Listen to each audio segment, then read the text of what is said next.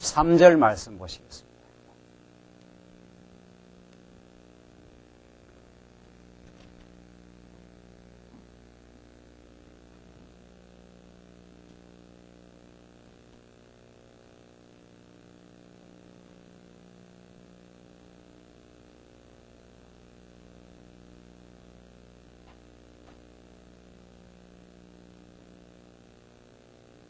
예, 우리 하나님 말씀 마태복음 22장 23절 말씀입니다. 이 차이신 줄 알고 봉독 드리겠습니다. 부활이 없다 하는 사두개인들이 그날에 예수께 와서 물어 가로되 선생님이여 모세가 일렀으되 사람이 만일 자식이 없이 죽으면 그 동생이 그 아내에게 장가들어 형을 위하여 후사를 세울지니라 하였나이다. 우리 중에 7형제가 있었는데 마지 장가들었다가 죽어 후사가 없으므로 그 아내를 그 동생에게 끼쳐두고 그 둘째와 셋째로 7째까지 그렇게 하다가 최후에 그 여자도 죽었나이다. 그런즉 저희가 다 그를 취하였으니 부활 때에 7중 네 아내가 되리까. 예수께서 대답하여 가라사대 너희가 성경도 하나님의 능력도 알지 못하는 거로 오해하였도다. 부활 때에는 장가도 아니가고 시집도 아니가고 하늘에 있는 천사들과 같으니라. 죽은 자의 부활을 의논할진대 하나님이 너희에게 말씀하신 바 나는 아브라함의 하나님이요 이삭의 하나님이요 야곱의 하나님이로라 하신 것을 읽어보지 못하였느냐. 하나님은 죽은 자의 하나님이 아니요 산 자의 하나님이시니라 하시니 무리가 듣고 그의 가르치심에 놀라더라. 33절까지 우리 우선 봉독드렸습니다. 우리는 지금 마태복음 말씀을 통해서 예수가 인간의 몸을 입고 왔지만은 그는 만왕의 왕이 되시고 그래서 우리 교회의 머리가 되신, 더 나아가서 온 우주 만물의 통치자가 되신다는 사실을 우리가 지금 확인하고 있습니다. 이건 참 놀라운 사실이요. 정말 복음 중에 그 복음입니다. 인간의 모습을 띠고 우리 인간과 더불어 먹고 마시고 똑같이 눈물을 흘리시고 고난 받으시고 십자가에 마침내 비참하게 죽으신 그분이 바로 구약에 약속하고 약속한 이 땅에 참 왕으로 오신 분이라, 이것을 우리가 지금 확인받고 있습니다. 이런 마태복음의 증거, 이것이 복음의 가장 기본적인 내용입니다. 우리가 믿는 예수가 정말 우리 인생과 역사와 우리 교회와 더 나아가 전 우주와 만물의 참된 통치자, 왕이시라는 사실, 이것을 성경이 지금 여러 각도로 우리에게 선포해 주고 있습니다. 우리가 지금 살펴나가는 맥락은 이제 그 예수가 왕이라는 사실의 왕직에 의한 그 교훈의 말씀을 주고 계시는데, 오늘 22장 이 내용은 이 왕국의 법률에 관한 진리입니다.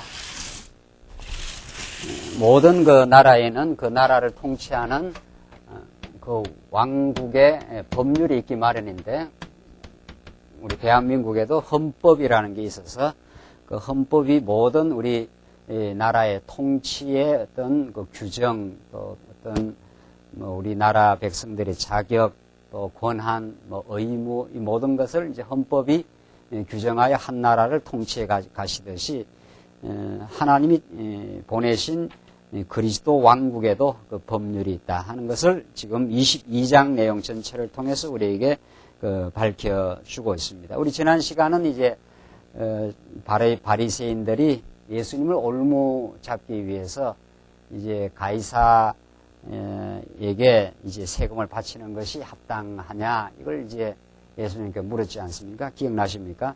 그러니까 예수님께서 그 가이사의 것은 그 가이사에게 바치고 하나님의 것은 하나님께 바치라, 이렇게 해서 그 올무를 놓으려는 그 바리새인들의 그 계략을 완전히 예수님은 초월하시고 그들 올무에 걸리지 아니하시고, 예수님은 참 이제 이 세속적 어떤 정권, 가이사로 대변되는 그 로마 정권 치하에 왔지만은 사실상은 그 가이사 정도는 하나님의 그 통치의 한 작은 도구임에 불과한, 참 하나님이 모든 만물을 그 통치하신다는 사실을 우리 지난 시간 그 확인시켜 주므로 예수님의 그 통치권은 이 세상의 통치권과 비교할 수 없는 월등우월하시고 절대적이시고 근본 성격이 다르다는 사실을 우리 지난 시간 확인했습니다. 오늘 계속해서 23절로부터 오늘 봉독드린 말씀은 두 번째 사두개인들에게 천국 백성의 그 모습을 이제 보여주는 겁니다. 우리 그러니까 지난 시간에는 바리새인들과 지금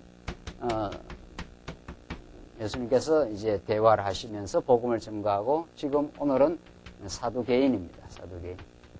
이들이 다 그 종파들인데, 유대교의 한 종파들이었는데, 바리새인들은 그들이 자기들이 죄인들과 구별된 자, 이런 뜻입니다. 죄인들과 구별된 자, 그래서 자기들이 율법을 철저하게 지킨다고 생각하는 자들. 그래서 요즘 말로 쉽게 말하면 율법주의자들입니다. 율법주의자들. 요즘 우리 한국 교회로 말한다면 굉장히 그 율법 보수를 강조하면서 율법을 규범적으로 받아들이는 그런 자들이 현대판 바리새인이라 이렇게 볼 수 있습니다. 구약의 모든 율법이 예수 그리스도로 성취되고 예수님이 다 이루실 그 복음의 내용인데, 구약의 율법의 저주대로 예수님 죽으시고 예수님 살아나심으로 참 메시아임을 전파하는 구약의 복음의 방편인데, 그것을 그 언약적 성격을 몰라보고 그 복음의 성격을 몰라보고 율법을 지키려고 하는 사람들, 자기들이 의롭다고 착각하는 사람들, 이 바리새인입니다. 오늘 이제 두 번째로는 이 사두개인들. 사두개인들은 이제 합리주의자들입니다. 합리주의자들. 그러니까 이 세상에 보이는 것으로 모든 것을 규정하고 합리적인 사건을 초월해 있는, 그러니까 보이지 않는 세계에 대해서 인정하지 못하는, 부활을 인정하지 못하는 이런 합리주의자. 요즘으로 말한다면 자유주의 신학자들과 방불한 자들입니다. 그들은 영원한 천국이라든가 예수님의 부활 사건, 죽으시고 부활하셨다라든가 처녀 잉태 사건, 이런 것들이 이제 자연 법칙에 맞지 않다는 거죠. 그런 것들이 자연 법칙에 맞지 않기 때문에 그것을 부정하는 자들, 이런 사두개인들입니다. 오늘 23절을 봅시다. 이들과의 대화를 통해서 이제 참 부활이 이루어지는 천국 백성의 모습이 어떤가를 가르쳐 주는데, 우리 아까 읽은 대로 23절 다시 봅시다. 부활이 없다 하는 사두개인들이 그날에 예수께 와서 물어가로되, 선생님이여, 모세가 일렀으되 사람이 만일 자식이 없어 죽으면 그 동생이 그 아내에게 장가들어 형을 위하여 후사를 세울지니라 하였나이다. 이게 모세 법에 나와 있습니다. 모세 신명기 법에.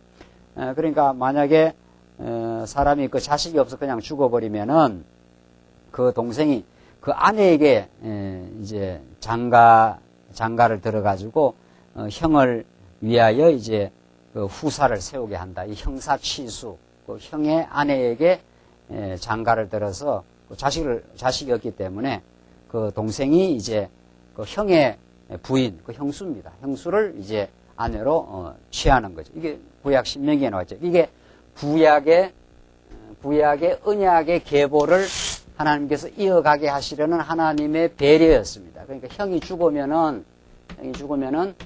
동생이 형의 형수가 되는 거죠. 형수를 이제 취해가지고 그 자손들을 이어갈 수 있게 하신 구약적 하나님의 섭리였습니다. 이게 구약적 섭리. 그러니까 구약의 모든 그 신명기에 나타나는 사건들은 하나님이 언약의 자손들을 지키고 언약의 자손들을 보호하시고 한번 약속하신 그 자손들을 하나님께서 이어가시겠다, 계승해 가시겠다고 하는 여호와 하나님의 의지가 담겨 있는 거죠. 자, 이 포인트를 잡았습니까? 구약의 모든 율법은 하나님이 아브라함에게 언약한 그 자손 언약을 이루어가는 과정에 하나님께서 모세에게 언약을 줬지 않았어요? 자, 그러니까 이게 모세 법입니다. 모세에게 주신 법은 이미 하나님께서 아브라함에게 주신 그 언약이 이루어져 가는 과정에 하나님께서 모세에게 법을 주신 겁니다. 이 법이라는 것이 전부 아브라함 언약을 이제 이루어가기 하기 위한 방편입니다. 그러니까 수단이라는 거죠. 그러니까 아브라함 언약만 있어도 하나님께서 이루으셔요. 하나님이 하나님 뜻대로 하나님 당신 언약하면 언약을 그대로 이루어낼 수 있는 능력자인데 하나님이 이제 모세를 통해서 그 자세한 그 법 중에 하나가 이 형의 아내가 형이 죽으면 형의 아내를 동생이 취하는 법입니다. 수많은 법 중에 이제 한 법이지요. 이걸 사두개인이 알고 있습니다. 사두개인 바리새인들은 구약의 율법을 달달달 외우는 사람들이니까. 그러니까 구약의 율법의 그 의미를 이 사람들이 곡해를 하고 있는 거죠. 지금 이 사두개인들은. 그리고 예수님께 이걸 가지고 올무를 이제 잡으려고 이제 들어오는 겁니다. 이렇게 됐는데 어떻게 되느냐 이런 식으로 예수님에게 이제 예수님을 그 시험을 하고 올무를 놓으려고 하는 자들이죠. 자, 문제는 그러니까 모세의 법에 모세에게 주어진 하나님의 법, 이 모세 율법 아닙니까? 다른 말로 말하면 모세 언약이고 모세 율법. 이 모세 법이라는 게 어떤 성격을 가지고 있느냐인데 이걸 지금 바리새인들이 여기 사두개인들이 그걸 곡해를 한 거죠. 곡해를 했습니다. 자, 그래서 구약에 이런 거 율법이 있는데 이제 예를 드는 겁니다. 우리 형제 중에 7형제가 있는데 뭐 형이 장가 들었다 죽어서 그 아들이 없어가지고 동생이 그 형의 그 부인을 취했다. 그런데 또 그 둘째가 죽어버렸다. 그러면 셋째가 또 그 형수를 또 취해야 되잖아요. 왜냐하면 그렇게 취해야 자손을 그 이어갈 수 있는 방법이었으니까. 자, 이렇게 해서 7형이 다 죽었고 나중에 부인도 죽었다. 그러니까 그 한 여인은 몇 사람의 부인이 된 겁니까?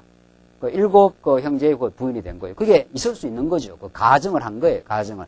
자, 그렇게 됐다 치자. 그러면 한 여인이 7 남편과 산 거 아니에요.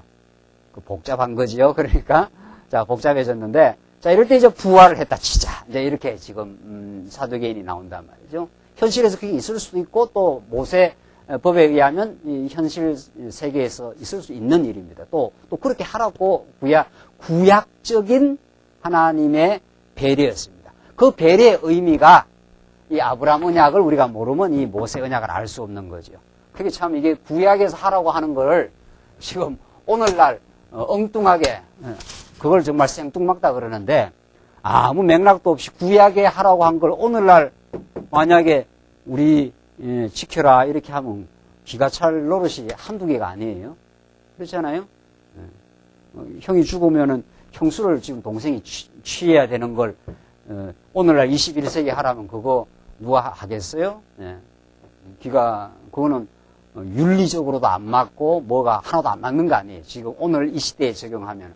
그러니까 구약의 율법을 가지고 오늘날 마치 뭐 지켜야 되는 규범처럼 우리한테 등장을 시켜서 말이죠. 십계명이라든가 기타 등등 오늘날 꼭 이렇게 교회를 운영하기에 유리한 어떤 그런 율법만을 빼내가지고 우리 성도들한테 직접 그 적용한다는 건 어처구니 없는 그 해석학적 오류인 거죠. 결정적인 오류 중에 하나가 지금 우리 개신교가 정말 500년 동안도 이 문제를 정리를 하지 못하고 지금 혼란에 성경 해석의 혼돈에 지금 빠져 있는데 오늘 지금 본문도 마찬가지. 지금 이렇게 사도개인이 예수님께 물어 들어오는 거죠. 자, 그렇게 7 이제 형제들의 부인이 되어서 살다가 다 죽었단 말이죠. 그 부인도 죽었다. 자, 부활 때에 부활을 이제 우리가 하게 되면은 그 부인이 그 여인이 누구의 그 아내가 되겠느냐.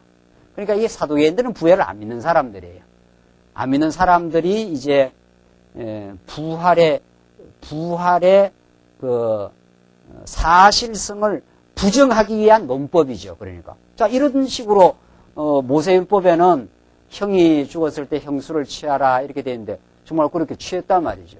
그래서 부활해서 나중에 그 부활해갖고 싸움박질 나든지 뭐 할 거 아니에요? 7 형제가 다 자기 이 땅에서 혼자 사는 것도 때로는 괴로운데 말이죠. 천국 가서 혼자 살라고 하면 되겠냐 말이죠.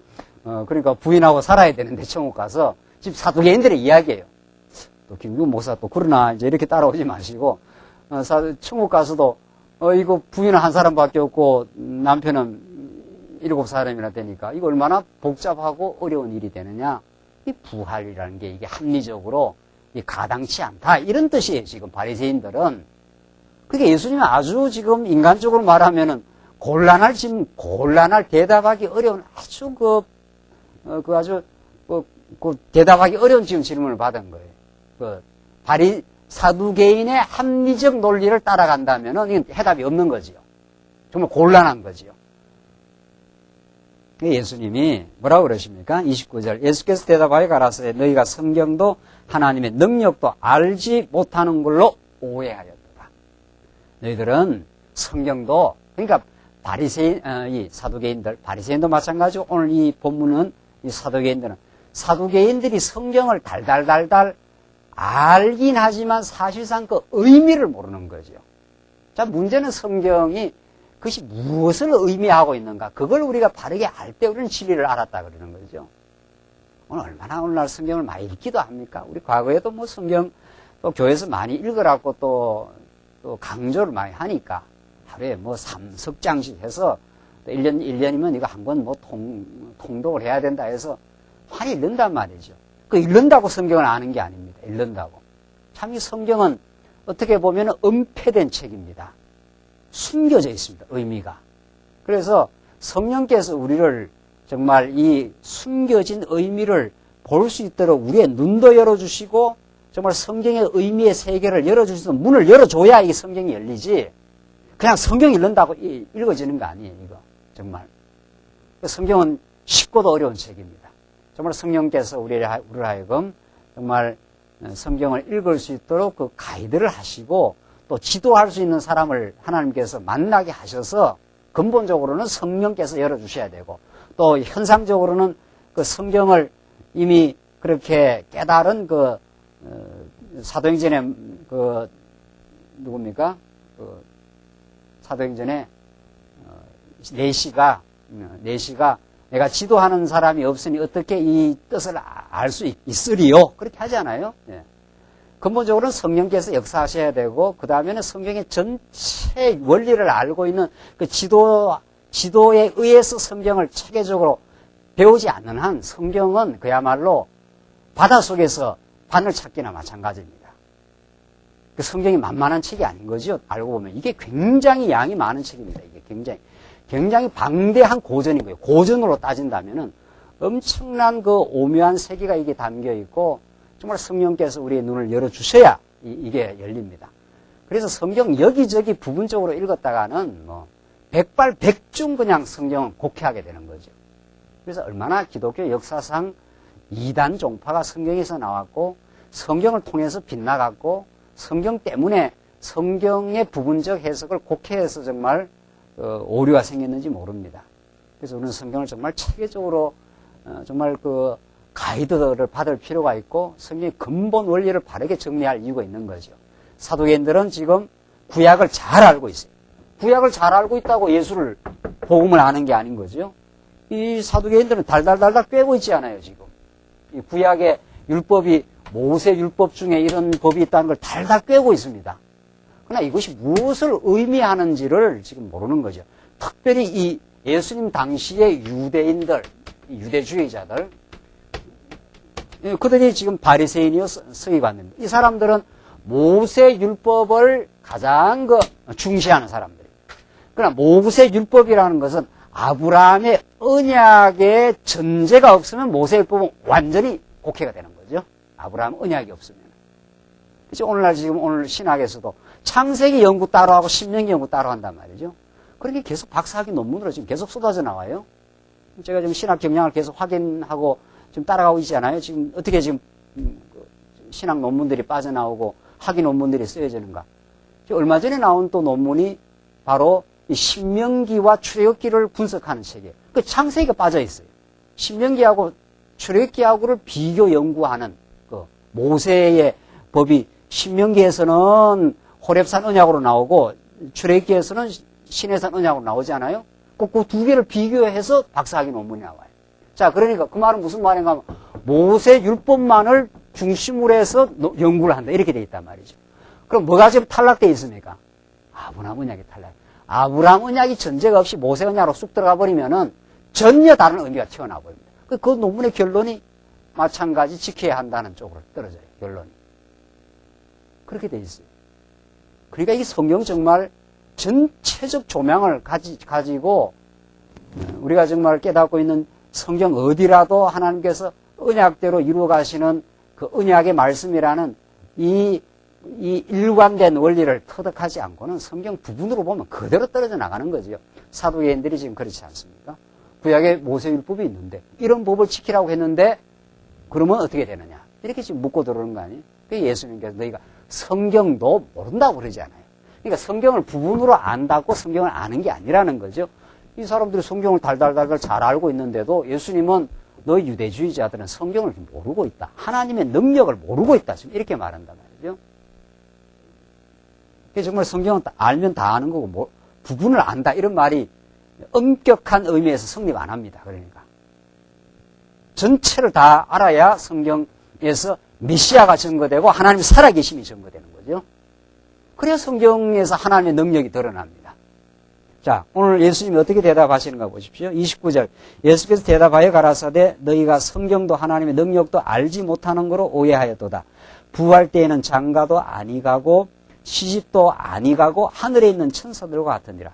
부활을 그러니까 오늘 이 땅에 있는 현실의 어떤 개념을 가지고 영원한 부활의 세계에 적용을 하는 오류를 지금 범한 거죠.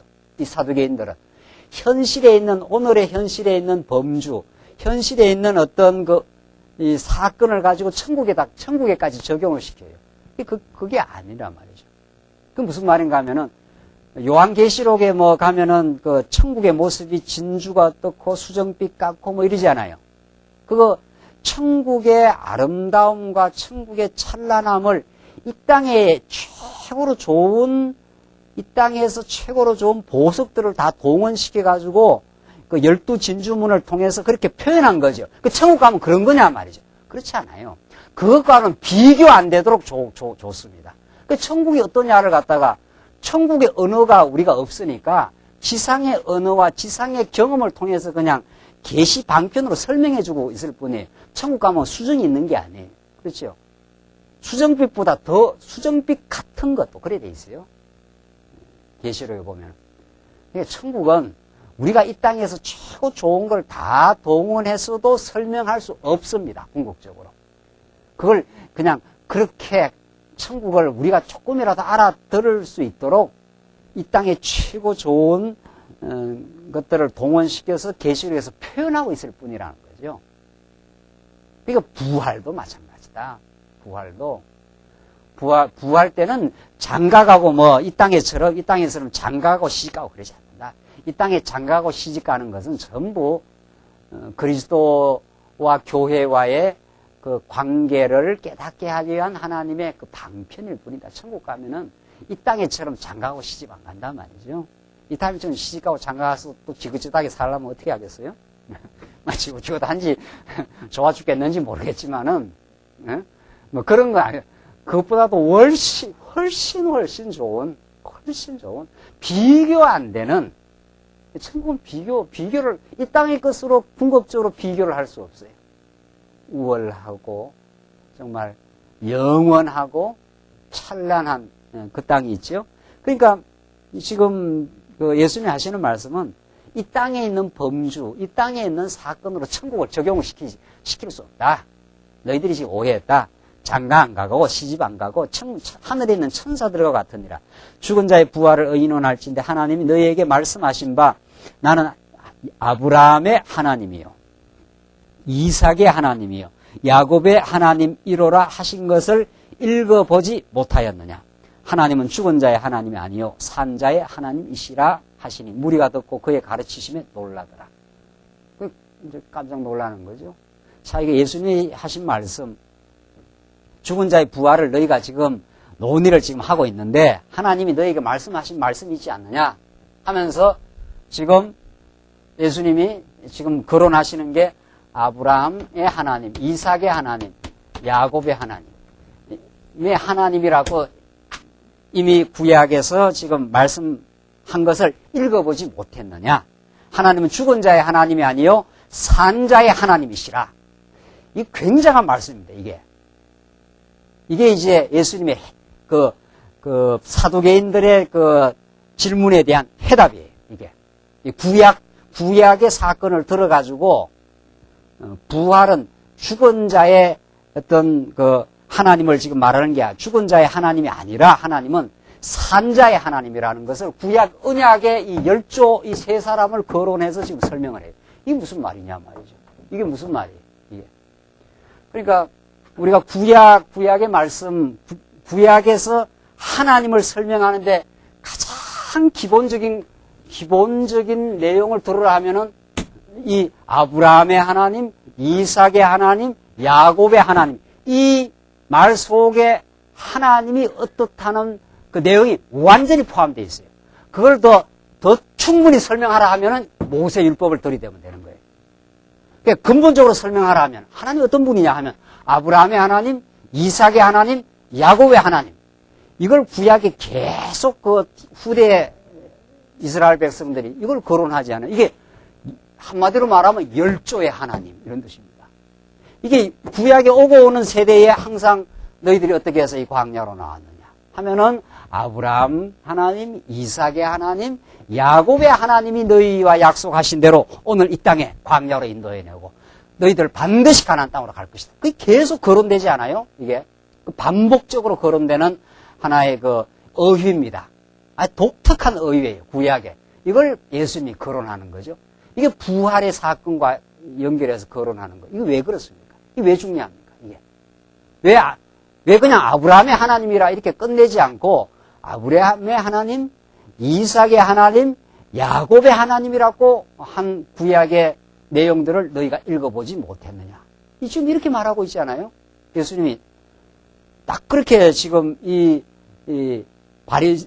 사두개인들의 그 질문에 대한 지금 예수님은 해답을 주고 있는 거거든요. 그러면서 하나님은 죽은 자의 하나님이 아니야.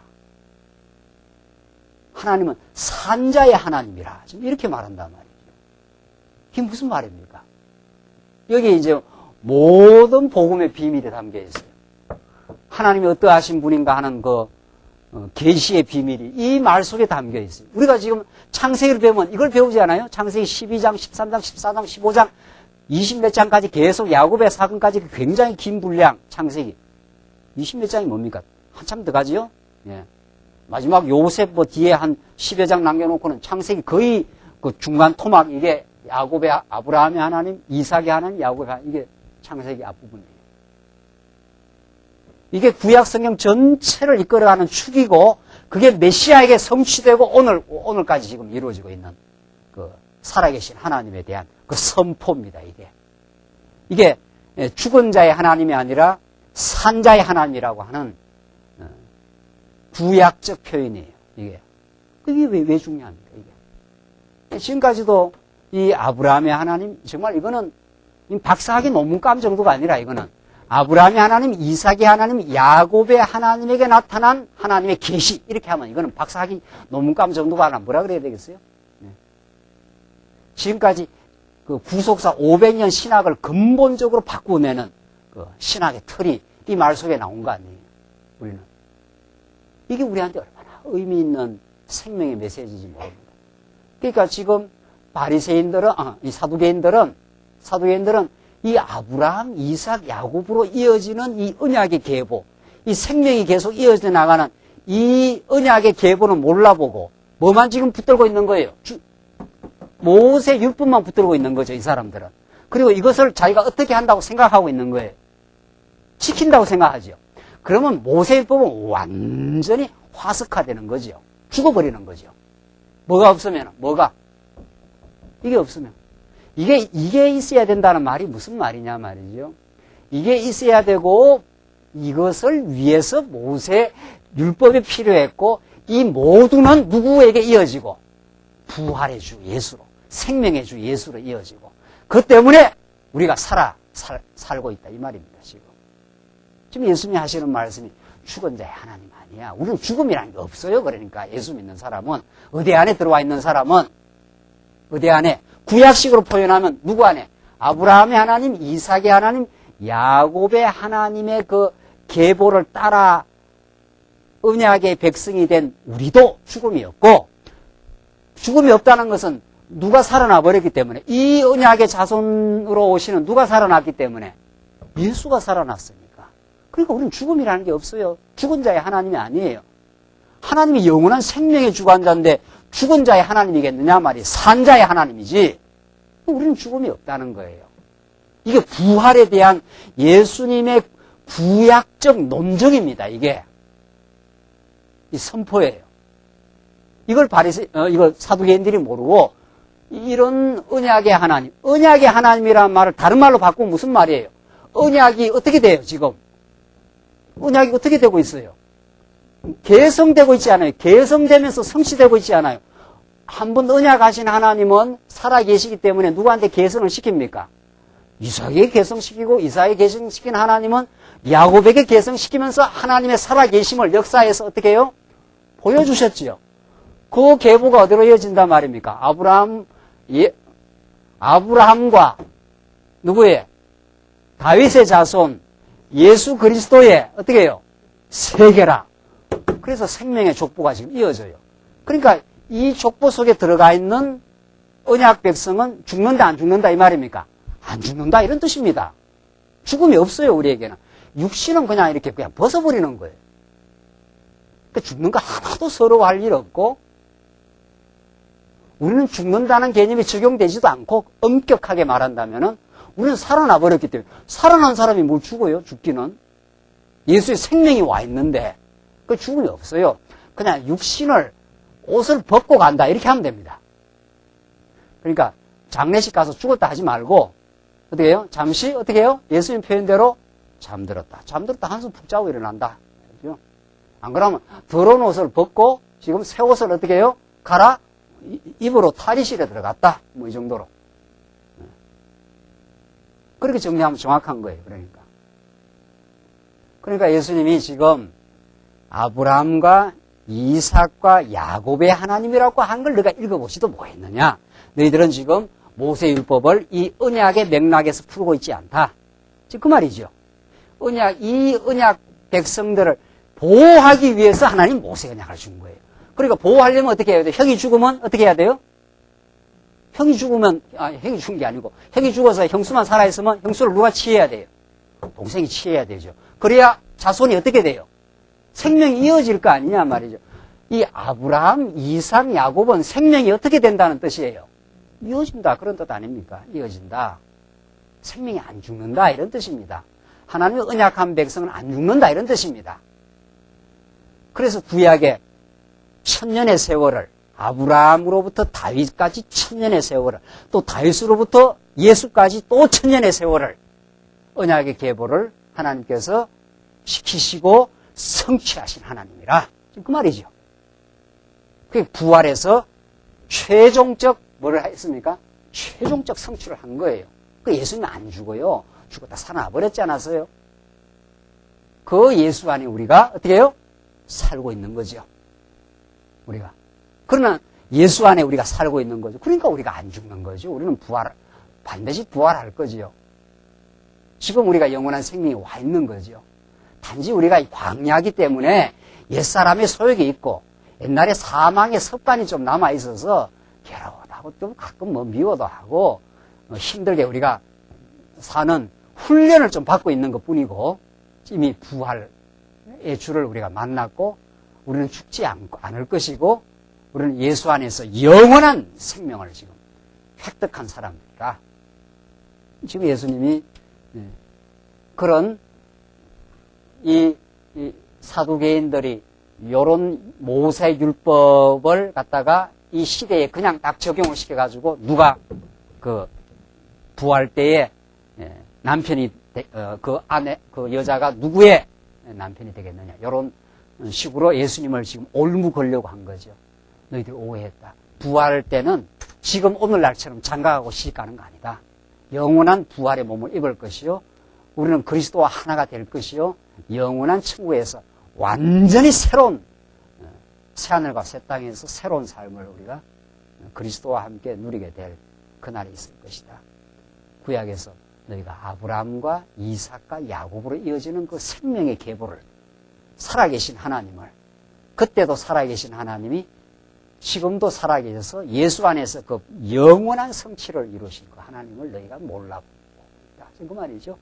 그 사두개인들의 눈에는 예수 너머의 그 부활의 세계, 영원한 세계가 안 보이는 거죠. 여러분과 저는 그걸 지금 오늘 이 본문을 통해서 읽고 있는 거죠. 그래서 보이는 것은 어떻게 해요? 잠깐이에요. 정말 보이는 것이 정말 잠깐입니다. 이게 지금 광야가 굉장히 또 때로는 길어 보이기도 하지만은 힘들고 어려울 때는 이게 잠깐이고 이 너머 영생의 그리스도가 다스리시는 보이지 않는 영원한 세계가 있습니다. 이걸 우리는 구약의 사건을 통해서 아브라함에게 약속하신 하나님이 이삭으로 이어가고 이삭에게 약속하신 하나님이 야곱으로 언약을 계승하면서 성취해 가시는 그 살아계신 하나님, 죽은 자의 하나님이 아니라 살아계신 하나님, 그 하나님이 지금 여러분과 저의 역사를, 오늘 지금 삶을 생명 가운데로 인도하고 계셔요. 그래서 우리는 모든 게 긍정적이에요. 그저 우리에게 다가오는 시련은 우리의 육신의 소욕을, 옛사람을 하나님께서 하나하나 지금 무너뜨리는 과정일 뿐이에요. 지난 주일 이후 3일 동안 우리가 겪은 일인 우리의 또 허탄한 옛사람을 깎아내고 모난 부분을 우리가 하나님께서 잘 깎아내셨습니다. 그 가운데 우리의 생명을 지켜주셨습니다. 이게 우리의 오늘 이 본문의 복음을 듣는 우리의 삶이라는 거죠. 34절 봅시다. 자, 이런 그 천국의 모습을 우리에게 보여주시고 34절로 40절입니다. 예수께서 율법사에게 천국의 법에 대해서 이제 가르쳐 주십니다. 예수께서 사두개인들로 대답할 수 없게 하셨다함을 바리새인들이 듣고 모였는데, 이들이 돌아가면서 지금 예수님한테 지금 걸고 들어오는 거죠. 사두개인들이 와도 또 예수님께서 그들이 알지도 못하는 영원한 그 차원의 부활의 진리를 가르치니까 이 도저히 당해내지 못하는 거죠. 그러니까 돌아가면서 예수님한테 와서 시험을 합니다. 바리새인들이 듣고 모였는데 이번엔 또 바리새인들이 이제 시험하는 장면입니다. 35절, 그 중에 한 율법사가 예수를 시험하여 묻되 선생님이여 율법 중에 어느 계명이 크니이까? 예수께서 가라사대 내 마음을 다하고 목숨을 다하고 뜻을 다하여 주 너의 하나님을 사랑하라 하셨으니 이것이 크고 첫째 되는 계명이요 둘째는 그와 같으니 내 이웃을 내 몸과 같이 사랑하라 하셨으니 이 두 계명이 온 율법과 선지자의 강령이니라. 자, 이 지금 앞에서 사두개인들이 구약의 율법을 가지고 예수님을 아주 곤란하게 만드는 그 질문을 했듯이 지금 바리새인들이 또 예수님을 또 구약 율법을 근거로 해서 예수님을 이제 궁지에 몰려고 지금 하는 거죠. 자, 율법이 많은데 지금 이 바리새인들의 질문인 모세 율법이 한두 개냐 말이죠. 모세 율법이 지금 수백 종류의 율법인데 어느 계명이 더 큽니까? 이렇게 물고 들어와요. 어느 계명이 더 크고 어느 계명이 작으냐? 지금 이렇게 이것도 굉장히 까다로운 질문입니다. 어려운 질문입니다. 그 율법이 그렇게도 많은데 말이죠. 어떤 것이 더 크냐, 지금. 그렇게 물은 거 아니에요. 예수님은 그런 까다로운 곤란케 하는 질문에 빠져들어가질 않아요. 뭐라고 대답을 해버립니까? 내 마음을 다하고 목숨을 다하고 뜻을 다하여 주 너의 하나님을 사랑하라 하셨으니 이것이 크고 첫째 되는 계명이요 둘째는 그와 같으니 내 이웃을 내 몸과 같이 사랑하라 하셨으니 이 두 계명이 온 율법과 선지자의 강령이니라. 강령이라는 뜻이 뭡니까? 강령. 우리말로 이 강령이라는 말이 그 일의 어떤 줄거리 이런 뜻입니다. 강령이다 하는 말은 어떤 일이 있으면 그 줄거리를 추려낸 걸 이제 강령이라 그래요. 어떤 우리의 행동 강령 이렇게 하지 않아요? 여러 가지 그 행동을 하는데 그 행동의 어떤 근간이 되는 줄거리가 되는 그런 걸 이제 강령이라 하지 않아요? 예수님은 그 수많은 그 모세 그 율법을 간추려 버리면은 아주 줄기를 잡아 버리면은 이런 뜻입니다. 수백 가지의 그 가지들의 그 율법이 많이 있는데 어떤 것이 더 크냐? 이렇게 바리새인들이 물고 들어온 거죠. 예수님이 그걸 압축하고 정리해서 그 두 계명이 온 율법과 선지자의 강령이다. 다시 말해서 율법과 선지자라는 건 구약 전부 다를 말이에요. 구약은 모세로 대변되는 율법과 엘리야로 대변되는 그 선지니까 이 전부를 지금 그러니까 이 바리새인들은 하나 지금 항목을 자기들이 규범적으로 지킨다고 지금 착각을 하고 있는 사람들 아니에요? 율법을 규범으로 받아들였기 때문에 하나 지키고 또 하나 지키고 이렇게 해서 자기들이 지킬 때마다 자기가 의로워진다. 지금 이렇게 지금 바리새인들은 율법을 지금 곡해도 완전히 곡해지지 않았어요. 그렇죠? 근데 사실상 율법이라는 것은 이스라엘 백성에게도 지킬 수 없는 것이었고 어떤 것은 그걸 계명을 못 지켰을 때 하나님께서 규례를 지키게 해서 살려주는 법이었죠. 모세율법이라는 게. 그렇잖아요. 모세의 계명, 모세에게 주신 10계명은 그들이 못 지킨 겁니다. 하나님을 내 몸과 마음과 뜻을 등성을 다해 사랑하라 했는데 이스라엘 백성이 그걸 무슨 수로 지킵니까? 나와서 바로 뭐를 섬기던 사람들인데 금송아지 생겼지 않았어요? 그 홍해바다의 놀라운 그 하나님의 능력과 기적을 그 눈앞에서 목도를 하고도 조금 지나고 나서 금송아지를 섬겼으니까. 그게 여러분과 저의 그 죄악된 모습입니다. 그게 우리 죄악의 관성이에요. 이미 우리는 죄를 짓지 않으면 안 되도록 그렇게 옛사람으로 타고났습니다. 그걸 다윗이 범죄하고 나서 시편 51편이죠. 시편 51편에서 내가 죄 중에 잉태하여 죄 중에서 출생했나이다. 그 엄청난 그 신앙 고백입니다. 인간이 어떤 존재라는 것을. 그러니까 우리는 뭐 죄를 안 짓고 이럴 때도 그럴 때가 있는 것도 아닙니다. 알고 보면. 예수 믿기 전에. 그냥 가만 놔두면 그냥 뭐만 하고 있다는 겁니까? 가만 놔두면 그냥 죄만 짓고 있어요. 하나님의 은혜가 우리에게 임하지 않으면 그냥 죄만 지어요. 뭐 언제 죄를 지었다 안 지었다 하는 것도 아니. 이걸 어떻게 표현해야 제일 잘 표현할까 정말. 그냥 죄가 이렇게 늘 이렇게 분출되고 있기 때문에 죄라는 게 이렇게 뭐 하나를 하면은 죄를 짓고 하나를 하면 죄를 짓고 지금 바리새인들이 죄를 지금 보는 건 이런 거죠. 그러니까 이걸 뭐 지키면 의인이고 이걸 하나 못 지키면 죄인이고 이런 식입니다. 바리새인들. 그러니까 상당히 자기가 괜찮은데 어떤 걸 못 지키면 죄인이 그때 되는 걸로 안단 말이죠. 근데 그게 아니. 우리 죄라는 건 이 속에 언제나 죄의 샘이 마르질 않습니다. 죄의 샘이. 죄의 그 뿌리가 마르질 않아요, 인간은. 그래서 언제나 가만 놔두면은 하나님이 생각나지 않으면 우리는 인간은 자동적으로 뭘 생각합니까? 자동적으로 자기를 생각합니다. 자기의 편안함, 자기의 영광, 자기의 자랑. 가만 놔두면 그냥 죄가 그냥 분출해요. 그래서 위로부터 하나님의 은혜가 임해야 이것이 잠재워지고 하나님의 은혜가 우리를 잡아삼켜서 새로운 부활의 진리를, 복음의 진리를 깨닫고 하나님 살아계십니다. 그 무한한 은혜를 깨달을 때라야 우리는 죄로부터 해방을 받아 이미 해방받았고 실제적으로 해방을 받아가는 역사. 이게 이제 하나님을 그리스도를 닮아가는 성화의 역사. 이건 위로부터 은혜가 임해야 된다. 이렇게 되어 있어요. 그러니까 하나님 그 은혜의 손길을 손 놔버리면 그냥 죄인이에요. 그냥. 손을 놔버리는 순간. 그러니까 지금 바리새인들은, 여긴 바리새인 맞죠? 바리새인하고 사두개인 자꾸 헷갈리네. 이 바리새인들은 자기들이 율법의 무수한 조항들을 지금 지킨다고 착각을 한단 말이죠. 지킨다고. 그래서 어떤 게 더 크냐? 어떤 걸 더 지켜야 됩니까? 지금 이런 식이죠.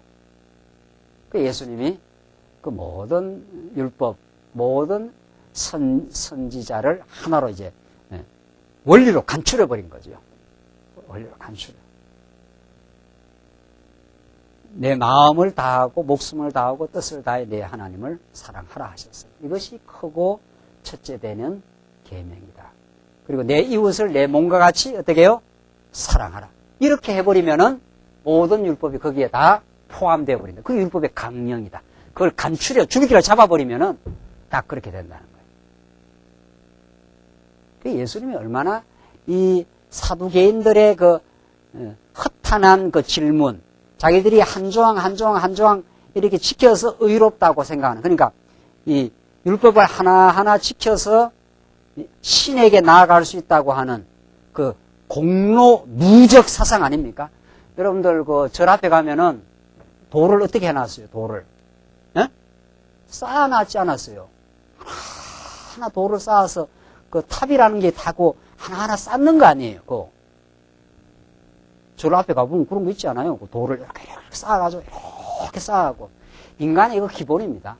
인간의 자기의의 누적 사상이에요. 그 하나 이렇게 인간은 이렇게 쌓아가지고 신에게로 나아갈 수 있다고 생각하는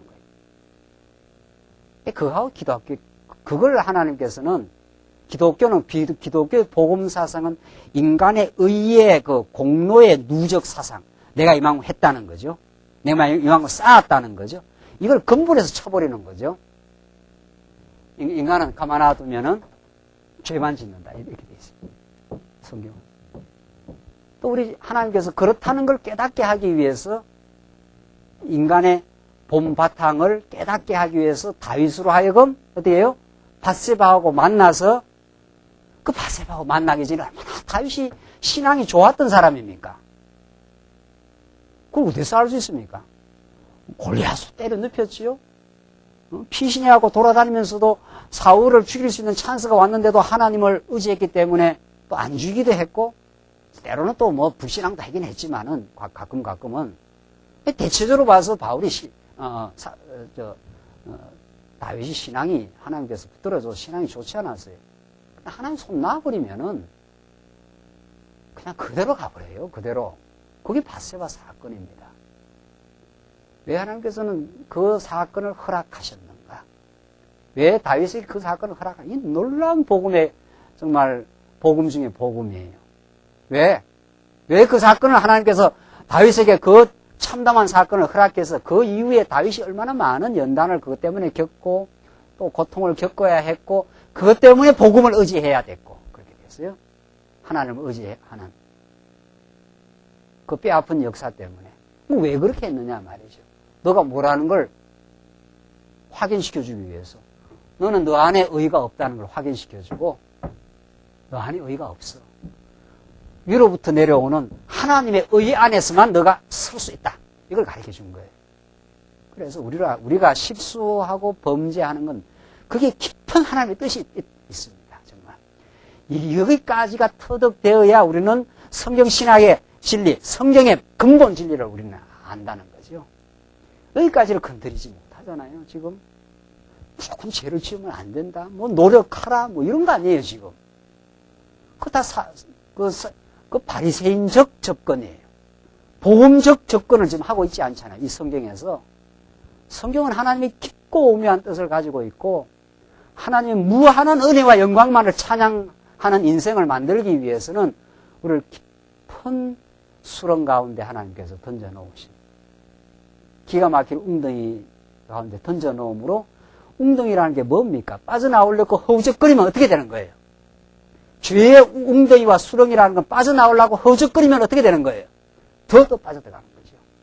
다시 말해서 스스로 빠져나올 수 있다 없다? 없다. 이걸 하나님께서 우리에게 확인시켜주는 과정. 이게 광야 생활의 중요한 한 측면입니다. 그게 복음을 복음답게 하나님께 깨닫게 하시려는 하나님의 그 깊으신 섭리예요. 누가 자랑할 자가 있겠느냐? 바울이 계속해서 자기 서신에서 나는 자랑할 일이 없다. 네가 나를 본받으라 하는 거, 그 얼핏 보면 무슨 도덕적인 바울의 탁월한 어떤 행동을 본받아라 그런 것 같지 않아요? 천부당 만부당한 말씀이에요. 그 바울이 너희가 나를 본받아라 한 말은 그 말이 아니에요. 정말. 나는 예수가 아니면 살 수 없다고 한 그 신앙을 본받아라. 그 뜻입니다. 그걸 서신서에서 누차 바울은 앞뒤로 밝히네요. 나는 죄인 중에 뭐라고요? 괴수라. 하나님이 나를 은혜로 사로잡지 않으면 나는 아무것도 아니야. 나는 예수가 아니면 살 수 없는 인생이요. 예수 때문에 내가 서 있다고. 그런 신앙의 삶을 본받아라. 이런 뜻입니다. 예수가 나의 전부다. 이런 뜻이에요. 나는 그분 때문에 내가 지금 서 있고, 그 은혜로 내가 오늘도 살았고, 나의 만신창이와 나의 허우적거림과 나의 연약한 모습이 많을 때도 그분은 나를 붙들고 있고, 그가 나를 용서해 주셨고, 그가 나를 지금도 사랑하심. 이게 복음이에요. 그 주 안에 내가 지금 서 있다. 지금 바울은 자기 서신서에서 그걸 본받아라. 그렇게 말해요. 이게 다른 거죠. 공자, 맹자가 본받아라는 거하고 달라요. 그건 자기들의 무슨 도덕적 행동을 본받아라는 건데, 바울은 내가 내 안에 의가 없다. 그러죠. 나는 예수의 생명으로 지금 살고 있다. 그 예수의 생명을 추구하려는 신앙을 본받아라. 그런 뜻입니다.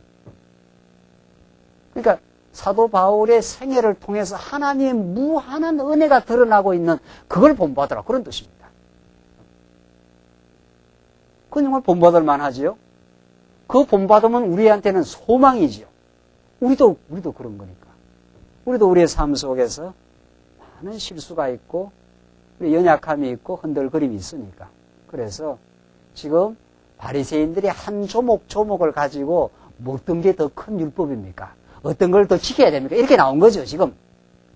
그러니까 예수님이 그 허탄한 괴계를 한 번에 무너뜨려버리고 하나님을 마음과 뜻을 다해 사랑하고 이웃을 내 몸처럼 사랑하라. 그것이 율법의 강령이다. 이 말을 가지고 또 오늘날 율법주의자들은 예수님이 이런 말 했으니까 또 어떻게 하라는 거예요?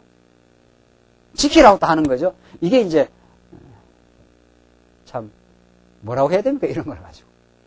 이건 바리새인보다 한 걸음 더 나가는 거죠, 또. 그러니까 우리가 하나님을 마음과 정성을 다해 사랑하고 이웃을 내 몸과 이웃을 자기 몸처럼 사랑하라고 이걸 규범으로 우리에게 또 촉구를 한단 말이죠. 이웃을 내 몸처럼 사랑하기는커녕 내 발가락만도 사랑 못해요, 어떨 때는. 내 몸처럼 사랑 못합니다, 여러분들. 이거는 지키라고 이렇게 규범으로 준 게 아니에요. 이걸 간추리면 그렇다, 이런 뜻입니다. 간추리면 율법을 다 간추리면 이런 뜻이고, 이것을 누가 이룬다는 겁니까, 나중에? 예수가 이루겠다, 이런 뜻이에요. 예수님이 하신 말씀은 전부 내가 다 이룰 언약의 말씀으로 주시고 있는 거죠. 세상에 누가 마음과 뜻과 정성을 다해 사랑합니까? 우리 인간은 마음과 뜻과 정성을 다해 자기를 사랑하느라고 급급합니다. 아시겠습니까? 이걸 몰랐습니까? 정말. 마음과 뜻과 정성을 다해 우리는 자기를 사랑하기 때문에 너무도 자기를 자랑하고 싶어하고 너무도 때때로는 자기 연민에 빠집니다. 왜? 자기가 못난 모습이 나오면 그냥 또 우울해하고 근데 그게 굉장히 자기를 사랑하는 거예요. 엄청 사랑하기 때문에 자기 연민에 빠져가지고 막 괴로워하고 우울해합니다. 왜냐하면 자기가 좀 괜찮은 존재여야 되는데 삶에서 잘 안 되잖아요. 그러니까 그 때문에 막 괴로워하는 것도 자기 연민에 빠져서 그래요. 복음 안에 들어와 있는 사람은 빨리빨리 그걸 정리해내가지고 나는 하나님 붙들지 않으면 아무것도 아니야. 그러니까 내 뜻대로 안 되면 빨리빨리 정리가 돼요. 원래 내가 능력이 없는 걸 하나님께서 이 정도 허락했으니까 이 정도 살 수밖에 없지. 그 빨리 자기 정리가 되어버려요. 복음 안에 있는 사람은. 복음 안에 있는 사람은 자기 자랑할 일이 없지 않아요. 하나님을 자랑하고 감사하고. 그런데 이 복음을 안다는 건 이건 위대한 혁명입니다. 정말 우리 인간이 변해 나가는. 복음 모르면은 인간 변하지 않습니다. 절대로. 복음을 모르면은. 그래서 예수님이 하신 말씀은 우리들을 하라고 한 규범이 아닙니다. 우리는 우리 자신을 너무도 사랑하고 이웃을 내 몸처럼 사랑 못합니다. 예수가 이 일을 이루셨고 예수의 영이 우리 안에 오셔서 이 일을 이루어내실 거예요. 우리가 예수를 만나 너무도 예수님을 사랑하게 되면 예수로 우리 만족과 기쁨과 감사가 넘치게 되면 자기도 모르게 우리가 교회를 섬기고자 하는 마음이 생겨나고 그게 그리스도의 마음이라 그래요.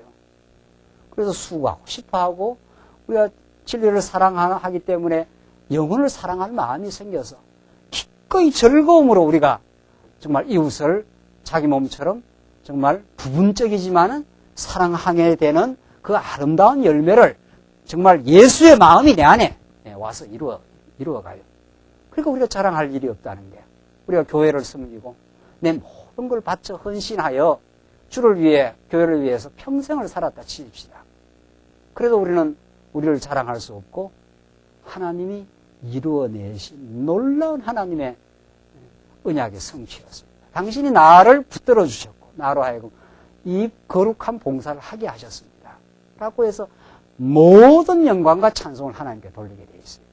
오늘 예수님은 바리새인의 허탄한 질문을 일거에 논파를 해버리고 예수님이 하실 언약의 메시지를 주신 거예요. 예수님은 이 땅에 오셔서 참으로 마음과 뜻과 정성을 다해 하나님을 사랑했어요. 그래서 십자가를 지기까지 순종하고 사랑하셨어요.